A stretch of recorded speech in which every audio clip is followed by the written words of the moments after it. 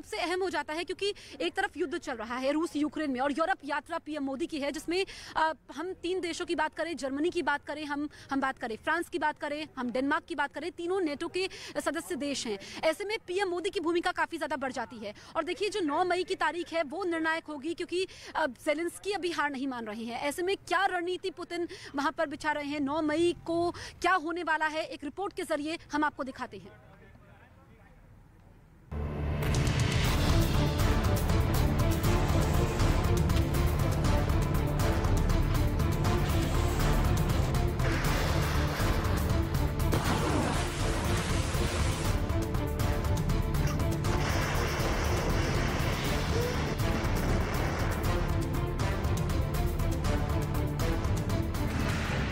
अगर पुतिन ने ठान लिया है तो पुतिन को कोई रोक नहीं सकता।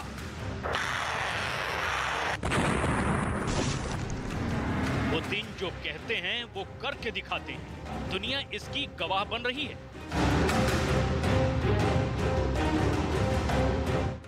पुतिन ने युद्ध खत्म करने की एक डेडलाइन दी थी और वो डेडलाइन थी 9 मई 2022।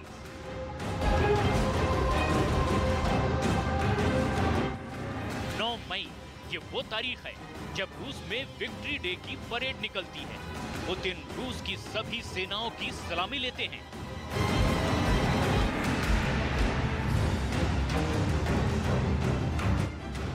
बात बहुत सीधी और एकदम साफ है।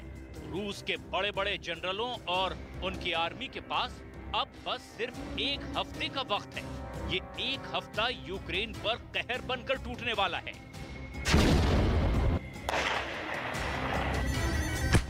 9 मई से पहले इस 1 हफ्ते में यूक्रेन के अंदर कुछ भी हो सकता है और ऐसे में ज़ेलेंस्की ही नहीं, पूरी दुनिया खौफ में है। पूरा यूक्रेन दहशत में है कि आखिर क्या करने वाले हैं पुतिन।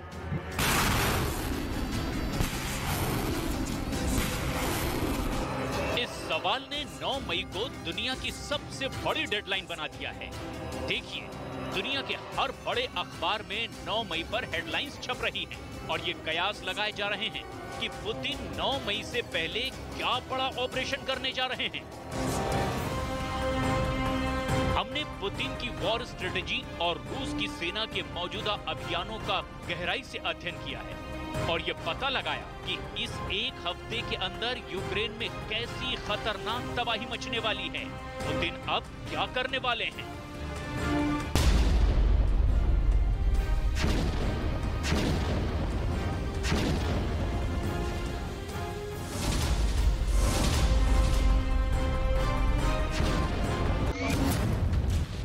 ये है यूक्रेन का Odesa port. Mariupol port city पर कब्जा करने के बाद अब रूस का अगला टारगेट है ओदेसा। क्यों ओदेसा पर रूस अपना झंडा लहराना चाहता है, ये हम आपको आगे बताएंगे, लेकिन सबसे पहले ये अहम खबर देखिए। रूस ने ओदेसा के एक नए रनवे एयरफील्ड पर मिसाइल अटैक किया है। रूस ने अपने इस हमले से ओदेसा के रनवे और एयरफील्ड को पूरी तरह से तबाह और बर्बाद कर दिया है। रूस ने क्रीमिया से ये मिसाइल ओदेसा पर लॉन्च की है। पुतिन ने अपने हथियारों के जखीरे में से एक और खतरनाक मिसाइल, फैशन मिसाइल को इस हमले के लिए इस्तेमाल किया। जिस मिसाइल से पुतिन ने यूक्रेन के पोर्ट सिटी ओदेसा का रनवे बर्बाद किया, ये उसी मिसाइल की तस्वीरें हैं।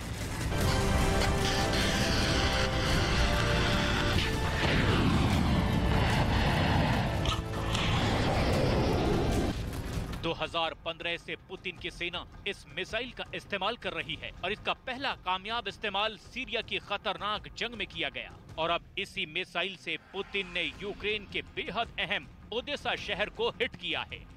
दरअसल पुतिन पूरी तरह से यूक्रेन को दुनिया से अलग थलग कर देना चाहते हैं। जरा इस मैप को ध्यान से देखिए। ओदेसा बंदरगाह यूक्रेन का मारियुपोल से भी ज्यादा महत्वपूर्ण बंदरगाह है। ये इतना इम्पोर्टेंट क्यों है, ये आपको समझाते हैं। अगर यूक्रेन अपना कोई भी सामान दुनिया से किसी और हिस्से में पहुंचाना चाहता है और अगर उसके जहाज मारियुपोल से गुजरेंगे तो उन्हें इन छोटी जल संधियों से गुजरना होगा, जिसे ब्लॉक करना बेहद आसान है। जबकि ओदेसा यूक्रेन का एक ऐसा बंदरगाह है जहां से गुजरकर दुनिया से जुड़ना ज्यादा आसान है। अब मारियुपोल पर कब्जा करने के बाद पुतिन ओदेसा पर कब्जा करना चाहते हैं ताकि हर तरह से यूक्रेन को दुनिया से काट दिया जाए। और इसीलिए पुतिन की आर्मी ने लगातार ओदेसा के ऊपर दबाव बना रखा है। ये तस्वीरें ओदेसा की ही हैं, जहां एक इमारत पर हमला करने के बाद यूक्रेन के लोग राहत और बचाव के काम में लगे हुए हैं।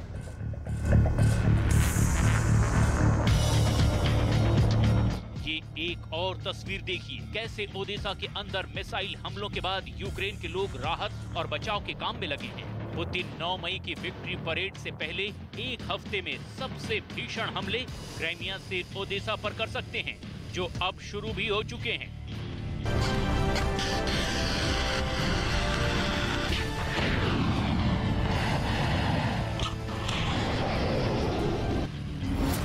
ओदेसा के हाथ से निकलते ही यूक्रेन का संपर्क दुनिया से कट जाएगा, क्योंकि ओदेसा दुनिया के 100 से ज्यादा देशों के 600 से भी ज्यादा बंदरगाहों से जुड़ा हुआ है। 3 यूरोपीय व्यापार मार्ग ओदेसा से गुजरते हैं। इसके अलावा ओदेसा में रेल नेटवर्क और अंतर्राष्ट्रीय हवाई अड्डा भी है। ओदेसा पर कब्जा करने के बाद पूरे काले सागर पर पुतिन की फोर्स का वर्चस्व हो जाएगा और इसके बाद 9 मई को पुतिन ये ऐलान कर सकते हैं कि काला सागर पर रूस ने ऐतिहासिक विजय हासिल कर ली है। पुतिन की फोर्स ने अपनी विक्ट्री डे की रिहर्सल भी शुरू कर दी है, लेकिन पुतिन जब 9 मई को अपने देश को संबोधित करेंगे तो उनके स्क्रिप्ट क्या होगी, ये आगे आने वाले एक हफ्ते में रूसी फौज की कामयाबी से ही पता चल सकेगा। एक बात पूरे दुनिया के अखबारों में छप रही है कि पुतिन मोल्दोवा पर हमला कर सकते हैं। 9 मई तक अगर पुतिन ओदेसा पर दबाव बनाने में सफल हो जाते हैं तो ये बात कंफर्म हो जाएगी कि पुतिन के अगले निशाने पर मोल्दोवा है। लेकिन मोल्दोवा पर पुतिन की नजर आखिर क्यों है, ये अब हम आपको इस नक्शे की मदद से समझाते हैं।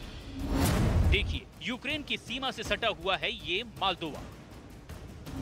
मोल्दोवा को इसीलिए भी पुतिन का कहर झेलना पड़ सकता है क्योंकि मोल्दोवा ओदेसा के पास है। अमेरिका, फ्रांस और इजराइल को भी लगता है कि मोल्दोवा पर रूस कभी भी हमला शुरू कर सकता है, इसीलिए उसने मोल्दोवा में रहने वाले अपने नागरिकों को एक एडवाइजरी जारी करके मोल्दोवा छोड़ने के लिए कहा था।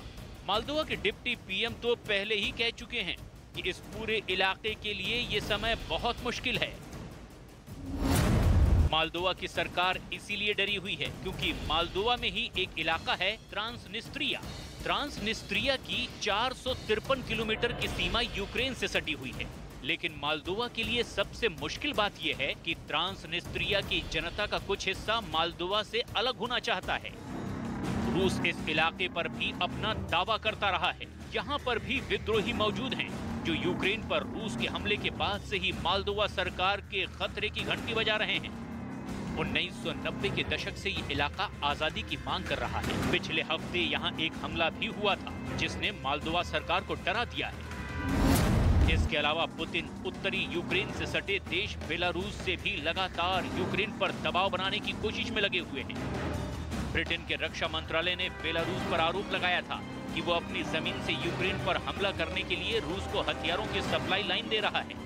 नेटो की तरफ से जासूसी करने वाले विमानों ने जो खुफिया जानकारी इकट्ठा की है, उसके मुताबिक यूक्रेन पर हवाई हमलों के लिए बेलारूस का उपयोग स्प्रिंग बोर्ड की तरह किया गया है।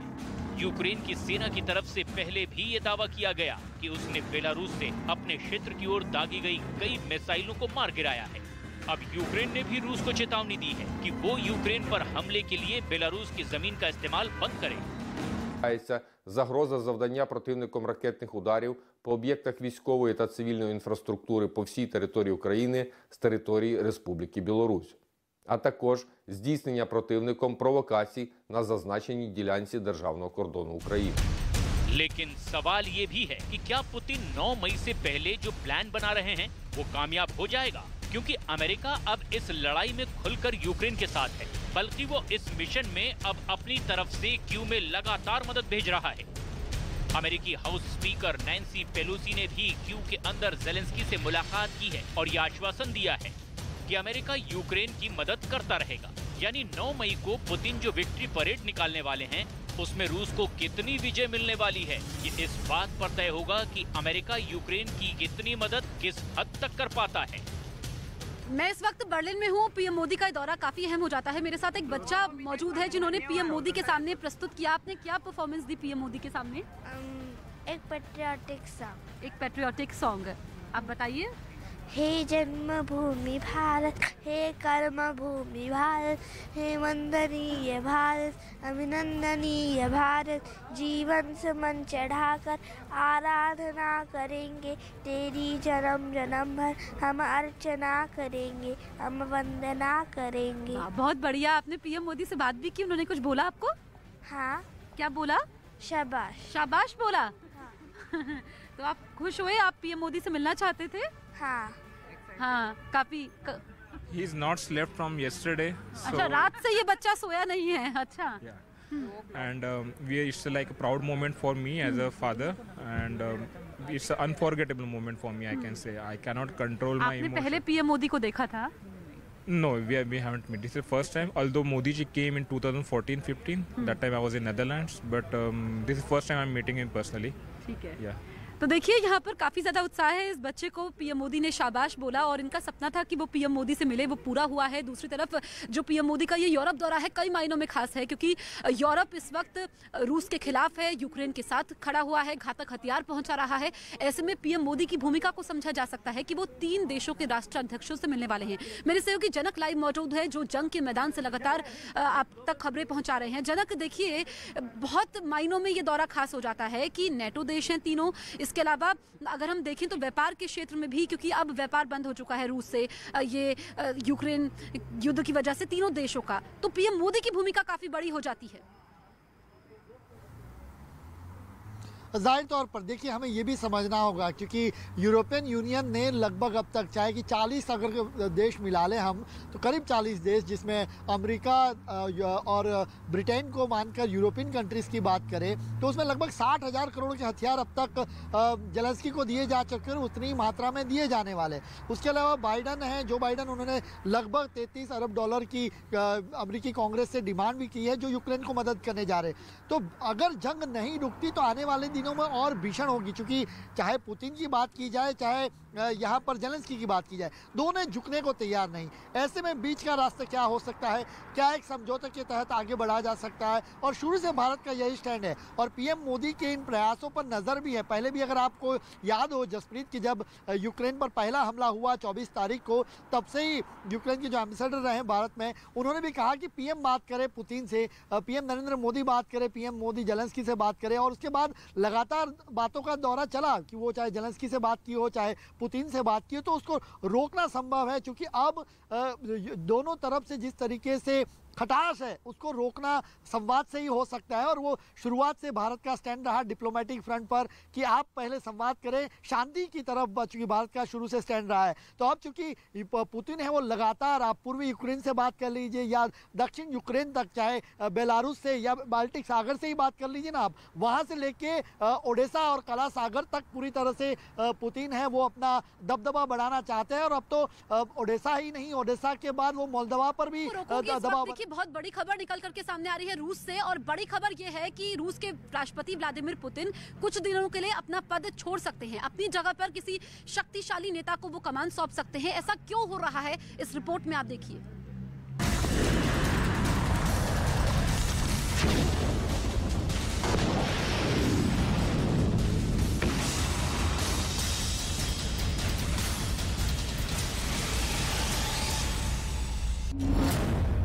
यूक्रेन के खिलाफ अब और भी बड़ी जंग होगी।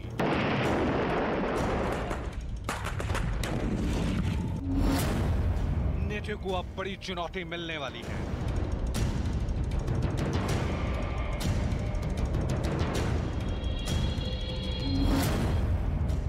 यूक्रेन पर कहर बरपाएगा रूस का नया कमांडर।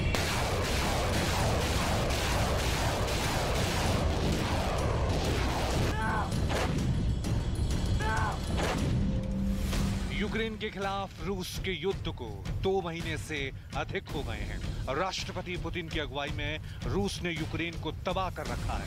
रूस के ताबड़तोड़ हमलों से यूक्रेन का हर कोना खाक में बदलता जा रहा है।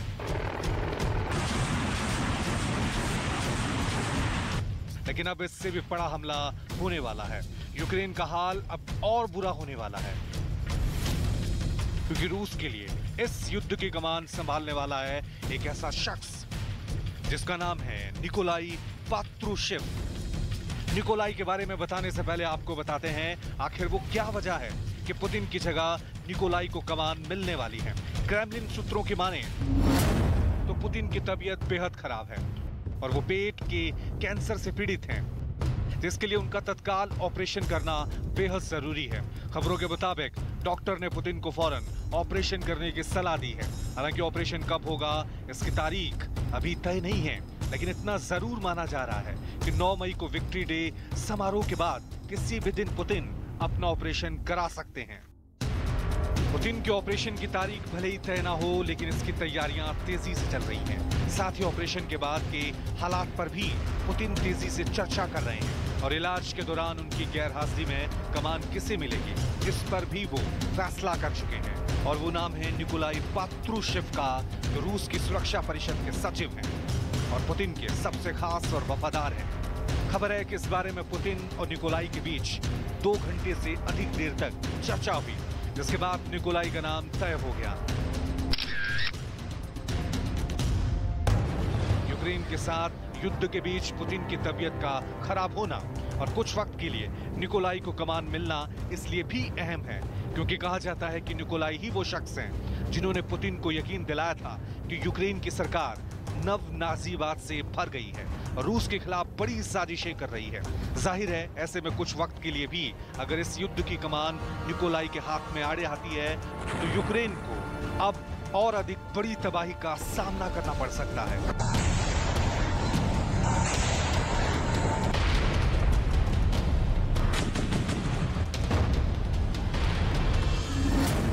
निकोलाई पात्रुशेव कट्टर राष्ट्रवादी हैं और पिछले 14 साल से रूस की सुरक्षा परिषद के सचिव हैं।